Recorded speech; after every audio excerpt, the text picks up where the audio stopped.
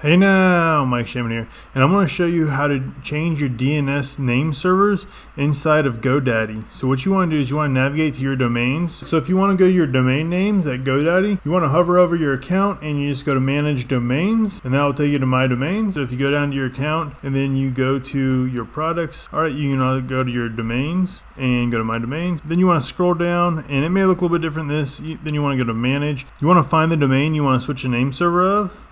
Then just check that and go to DNS and go to update name servers. And once you do that, you come to this screen and you can use, it's usually gonna use my GoDaddy name servers, but you want to use your own.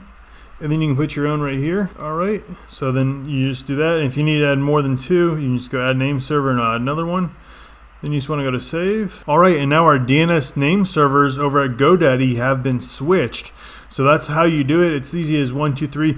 Go ahead and check out some of my other video tutorials about GoDaddy, how to buy and sell domain names, and maybe you want to do a domain auction. Go ahead and check that out as well. All right, I'll see you on the other side.